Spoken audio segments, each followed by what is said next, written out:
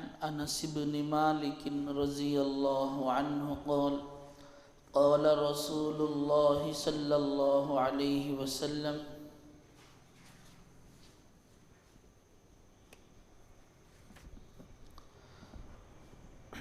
أمرت أن أقاتل الناس حتى يقولوا لا إله إلا الله فإذا قالوها وصلوا صلاتنا واستقبلوا قبلتنا وأكلوا ذبيحتنا فقد حرمت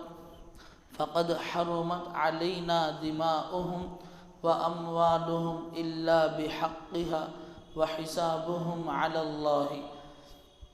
حضرت انس بن مالک رضی اللہ عنہ سے روایت ہے، رسول اللہ صلی اللہ علیہ وسلم نے فرمایا، مجھے حکم دیا گیا ہے کہ میں لوگوں سے جنگ جاری رکھوں یہاں تک کہ وہ لا الہ الا اللہ کے قائل ہو جائیں۔ پس جب وہ لا الہ الا اللہ کے قائل ہو جائے، یعنی کلمہ پڑھنے والے ہو جائیں، قائل ہو جائیں کا مطلب کلمہ پڑھنے والے ہو جائیں اور ہماری نمازیں پڑھنے لگیں۔ ہماری نمازوں کا مطلب اللہ کے رسول صلی اللہ علیہ وسلم اور حضرات صحابہ جس طریقے سے نماز پڑھتے تھے اسی طریقے سے نماز پڑھنے لگے، ایسا فرما رہے ہیں، اور اپنی نمازوں میں ہمارے قبلے کی طرف رخ کرنے لگے۔ شروع زمانے میں جو ہے اللہ کے رسول صلی اللہ علیہ وسلم بھی ابتدا میں قبلہ جو ہے دوسری طرف تھا، بعد میں اللہ تبارک و تعالیٰ نے حکم دیا تھا تو نمازی کے درمیان میں پلٹ کر اب قبلہ بدل گیا تھا۔ تو اس کے بعد جو ہے بعض لوگ اس قبلے کو نہیں مانتے تھے، تو اسی طرف اشارہ کرتے ہوئے فرمایا کہ ہماری طرح نماز پڑھنا ہے، کلمہ پڑھنا ہے اور ہماری طرح نماز پڑھنا ہے، اور جس رخ کی طرف جس قبلے کی طرف ہم رخ کر کے نماز پڑھ رہے ہیں اسی طرح اسی قبلے کی طرف رخ کر کے نماز پڑھنے لگنا ہے۔ اس کے بعد فرمایا ہمارا ذبیحہ کھانے لگے۔ ہمارا ذبیحہ یعنی اسلامی طریقے سے ذبح کر کے، جس طریقے سے ہم جانور کو ذبح کر کے کھاتے ہیں اسی طرح اللہ کا نام پر کیا ہے، جانور کو ذبح کرنا چاہیے۔ شروع زمانے میں جو ہے بتوں کے نام پر جانوروں کو ذبح کیا جاتا تھا، اس کے حساب سے جو ہے بتوں کے نام پر وہ معبودان باطلہ یعنی پتھروں کی جو مورتیاں ہیں جسے خدا مانتے ہیں ان کے نام لے کر جانوروں کو ذبح کیا جاتا تھا۔ اس کے نام پر اگر جانور کو ذبح کیا گیا ہے تو وہ گوشت کھانا ہمارے لیے جائز نہیں ہے۔ تو اسی کی طرف اشارہ کرتے ہوئے فرمایا ہمارا ذبیحہ کھانے لگے تو ان کے خون اور ان کے مال ہم پر حرام ہو گئے۔ کس کے خون اور مال؟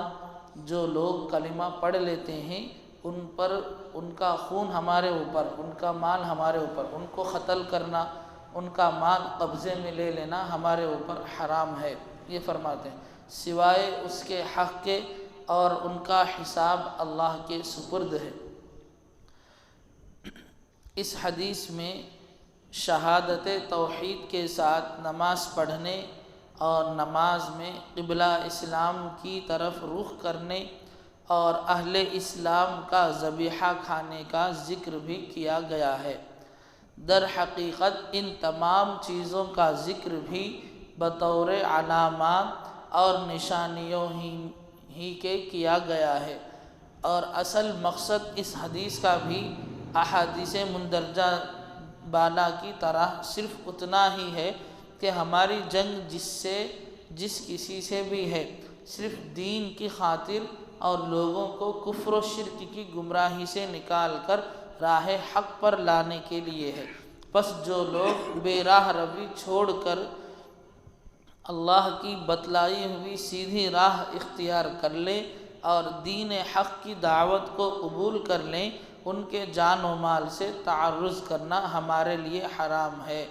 اور چونکہ اس زمانہ اور اس ماحول میں ایمان و اسلام کی ظاہری علامت یہی تھی کہ آدمی مسلمانوں کے طریقے پر نماز پڑھنے لگے اور نماز میں کعبے کی طرف رخ کرنے لگے اور مسلمانوں کے ذبیحے سے پرہیز نہ کریں، اس لیے رسول اللہ نے رسول اللہ صلی اللہ علیہ وسلم نے علامات ہی کے طور پر ان چیزوں کا بھی ذکر کیا گیا ہے۔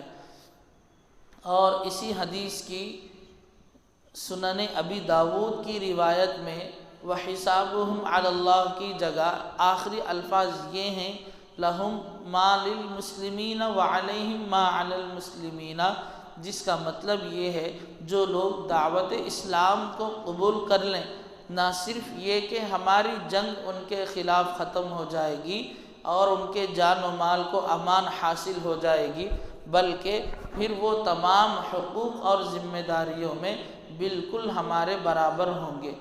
یعنی حدیث کی جو عبارت پڑھی گئی، جس کا ترجمہ کیا گیا اور تشریح مختصر پڑھی گئی، یہ جو ہے کتاب الایمان کی حدیث ہے۔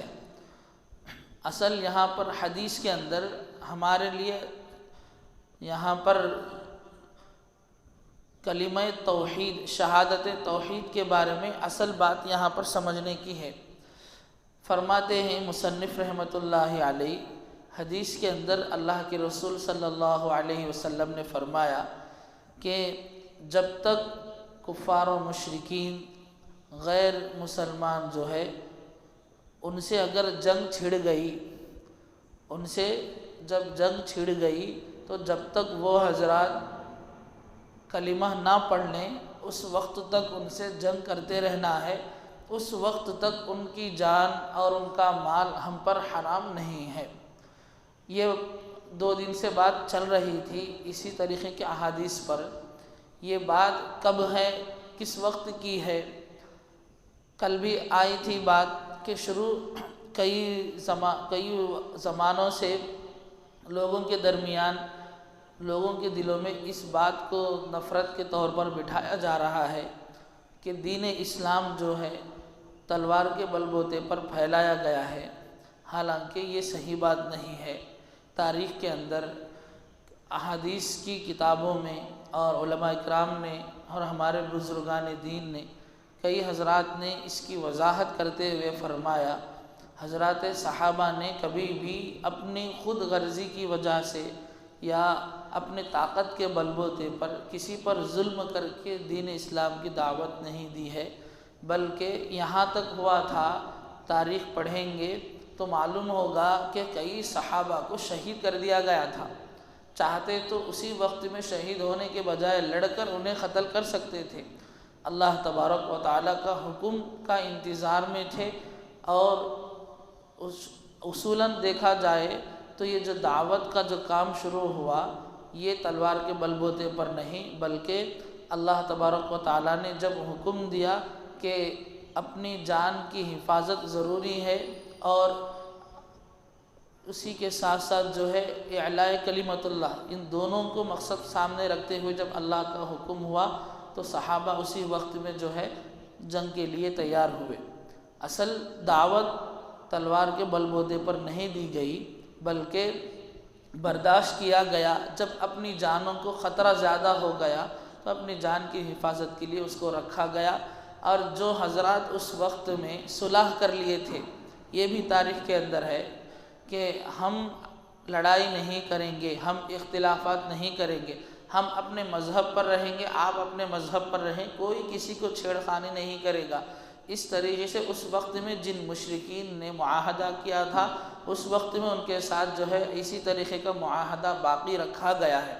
اور جن لوگوں نے صحابہ کے خلاف جنگ کرنے کے لیے پلاننگ کی کہ ان کو قتل کر کے، ان کو شہید کر کے ہم دین اسلام کو مٹا دیں گے، تو ان لوگوں کے خلاف احادیث ہیں۔ اس وقت میں اللہ کے حکم سے نبی کا فرمان تھا کہ ہمیں جہاد کرنا چاہیے۔ اب اگر جہاد نہیں ہوگا تو یہ لوگ جو ہے خواہ مخواہ ہماری نرمی کا، ہمارے برداشت کرنے کا فائدہ اٹھا کر کے دین کو مٹانے کی مکمل کوشش کریں گے۔ اللہ تبارک و تعالیٰ کا حکم ہے کہ اب ہمیں اپنی جان کی حفاظت کے لیے اور دین کو آگے بڑھانے کے لیے تلوار لینا ہی پڑے گا۔ تو اس وقت کی بات ہے، اس وقت میں صحابہ کو اللہ کے رسول نے اس طریقے کی تعلیم دی، ہمیں یہ سمجھنا بہت ضروری ہے۔ اس کے بعد فرمایا گیا آدمی کلمہ پڑھنے تک جنگ کرتا رہے گا، کلمہ پڑھنے کے بعد چند نشانیاں بتا لیں، مسلمانوں کی چند نشانیاں یہاں پر بتائے۔ پہلی نشانی نماز پڑھنا، کلمہ پڑھنے کے ساتھ ساتھ اگر وہ نماز پڑھ رہا ہے، ہمیں مسجدوں میں نظر آ رہا ہے، تو سمجھنا چاہیے کہ یہ آدمی حقیقت میں ایمان لے آ چکا ہے، ہمارے سامنے جھوٹی بات نہیں کر رہا ہے۔ نماز بھی کیسی، جس طریقے سے ہم پڑھ رہے ہیں، اللہ کے رسول سے سیکھ کر صحابہ پڑھ رہے تھے، اسی طریقے سے نماز پڑھنا۔ دوسری نشانی یہ فرمائی کہ اللہ کے رسول جس طرف قبلے کو رخ کر کے نماز پڑھ رہے ہیں، اسی قبلے کی جانب بھی رخ کر کے نماز پڑھنا ہے، یہ بھی نشانی بتائی گئی۔ تیسری نشانی بتائی گئی، جس طریقے سے اللہ کے رسول نے فرمایا کہ اللہ تبارک و تعالیٰ نے قرآن مجید میں فرمایا کہ جانوروں کو جب ذبح کیا جاتا ہے تو اللہ تبارک و تعالیٰ کے نام پر ذبح کرنا چاہیے۔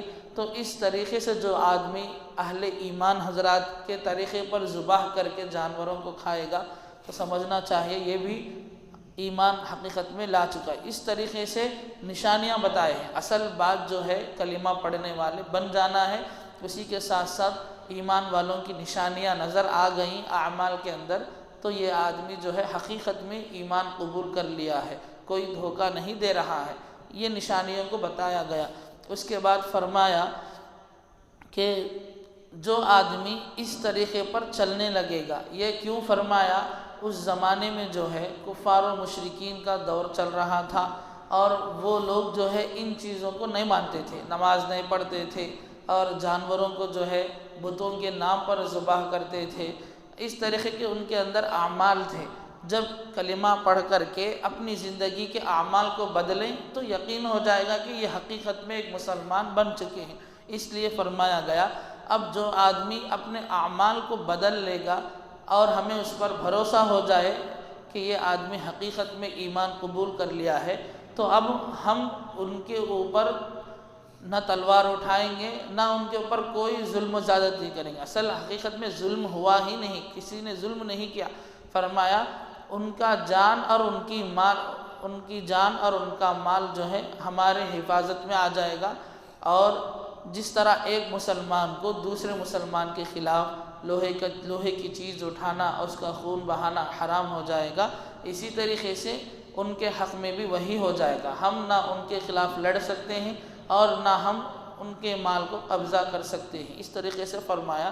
اور ان کے حق کا اللہ کے سپرد ہے، اس کے بارے میں تو کل بات آئی تھی، یعنی اسلام قبول کرنے کے بعد چوری کر رہے ہیں وہ حضرات، تو اسلام کے اندر چوری کی سزا بتائی گئی کہ ہاتھ کاٹا جائے۔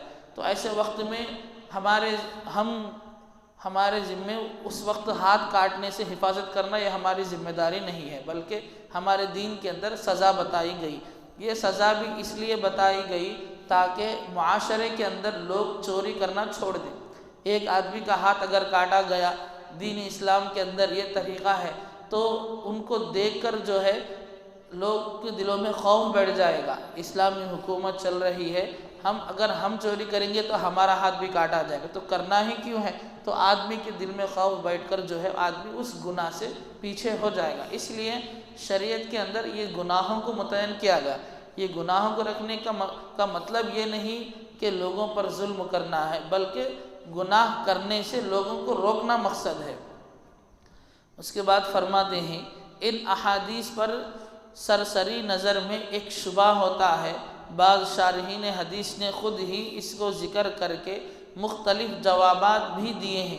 وہ شبہ یہ ہے کہ اسلام میں جزیہ اور مناسب شرائط کے ساتھ مصالحت کا اصول بھی مسلم ہے، اور ان دونوں صورتوں پر بھی جنگ ختم ہو جاتی ہے، لیکن احادیث سے معلوم ہوتا ہے کہ جنگ صرف اس وقت روکی جائے گی جب کہ لوگ دعوت اسلام قبول کر لیں۔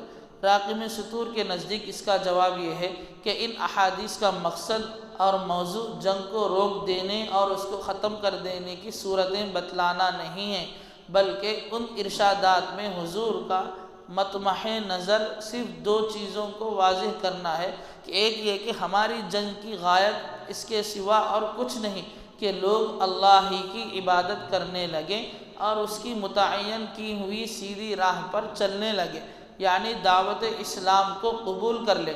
اور دوسرے یہ کہ جو لوگ اس دعوت کو قبول کر لیں ان کے جان و مال کو ہماری طرف سے مکمل طور پر امان ہوگا، امان ملے گی، بلکہ حقوق اور ذمہ داریوں میں وہ دوسرے مسلمانوں کے بالکل برابر ہوں گے۔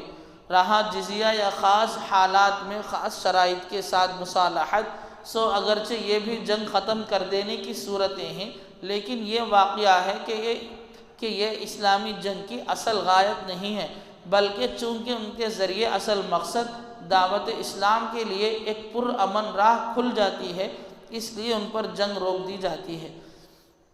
یہاں تو بس حدیث کے اندر یہ بتایا گیا جب تک کفار و مشرکین کلمہ نہ پڑھ لیں تب تک ان سے جنگ کیا جائے۔ یہ نوبت کب آئی؟ جب مسلمانوں پر حد سے زیادہ ظلم ہو رہا تھا، یہاں تک اللہ کے رسول کو بھی یہ لوگ نعوذ باللہ قتل کرنے کی سازش بھی کر لیے تھے۔ اتنے لمبے زمانے کے بعد شعب ابی طالب کا واقعہ آپ لوگوں نے سنا ہوگا۔ 3 سال تک جتنے بھی مسلمان تھے، جتنے بھی اللہ کے رسول پر ایمان لائے تھے، کفار و مشرکین نے پلاننگ کر کے ایک پہاڑ کی گھاٹی میں سبھی مسلمان کو جوڑ دیا اور ایک بائیکاٹ کر دیا کہ اس ملک کے اندر کوئی ان سے نہیں خریدے گا اور نہ کوئی ان کے ساتھ کاروبار کرے گا، بیچے گا بھی نہیں، خریدے گا بھی نہیں۔ اس وقت میں 3 سال کے اندر حضرات صحابہ اور چھوٹے چھوٹے معصوم بچوں کی کیا حالات تھے، تاریخ کے اندر پڑھیں گے تو معلوم ہوگا۔ ایک جگہ یہ بات بتائی گئی، ایک چھوٹا بچہ تھا جو ماں کی گود میں سویا ہوا تھا، آنکھ کھلتی ہے تو بھوک کے مارے تڑپتے ہوئے اپنی ماں کو کہتا تھا کہ اے امی جان، میں بھوک سے مر جاؤں گا، مجھ سے ابھی برداشت نہیں ہوگا۔ اس وقت میں جو اپنے پاس کھانے پینے کی چیزیں تھیں سب ختم ہو گئی تھی۔ اس جھاڑ کے وہاں کے جو درخت تھے ان کے پتوں کو کھا کر، کانٹوں کو چبا کر اس وقت میں اپنا گزارا کر رہے تھے حضرات صحابہ۔ اس کے بعد جب یہ حالات سے گزرنے کے بعد معصوم بچے کی زبان سے جب یہ الفاظ نکلتے ہیں تو اس بچے کی ماں جو ہے اپنے سر کو پتھر پر پٹکنے پتھر پر اپنے سر کو مارنے اور پٹکنے لگتی ہے۔ اس وقت کی عورتیں وہاں پر جو موجود تھیں صحابیات، وہ جب انہیں سمجھاتے ہیں تو ان کی زبان سے یہ الفاظ نکلتے تھے، اپنے بچے کی جان نکلنے سے پہلے میں دنیا سے جانا چاہتی ہوں، میں برداشت نہیں کر سکتی اس حالت میں اپنے بچے کو دیکھنا۔ تو ایسی تکلیفوں سے حضرات صحابہ نے زندگی گزاری ہے۔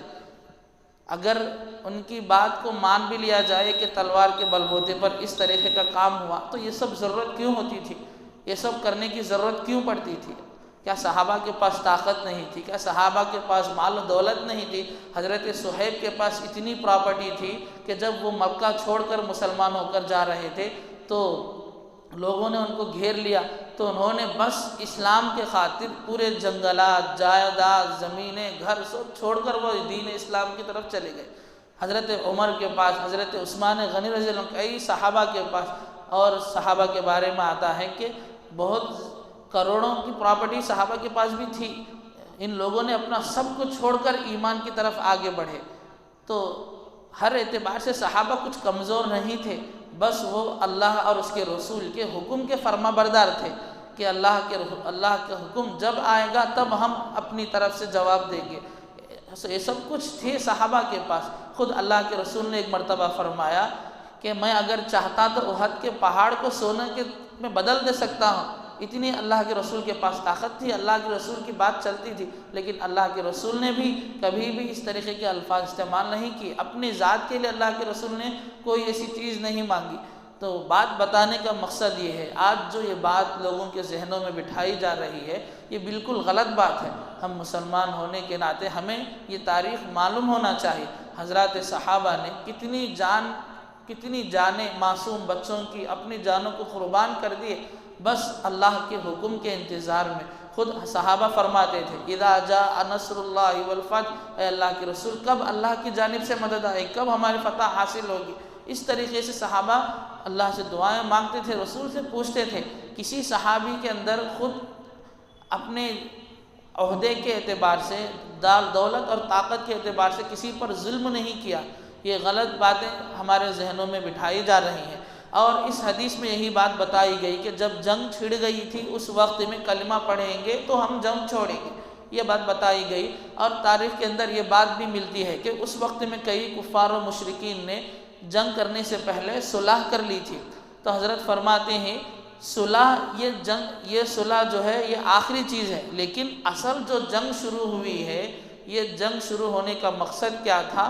لوگوں کو اللہ کے دین پر لانے کا مقصد تھا۔ ہم دین پر آئیں گے تو چھوڑ دیں گے، یہ اصل بات ہے۔ یہ جو شرائط کی جو بات ہے، مصالحت کر کے جنگ چھوڑ دی گئی، یہ دوسری بات ہے۔ اصل چیز حدیث کے اندر یہی ضروری سمجھنے کی ہے۔ اس طریقے سے انہوں نے مصنف رحمۃ اللہ علیہ نے بات سمجھائی ہے۔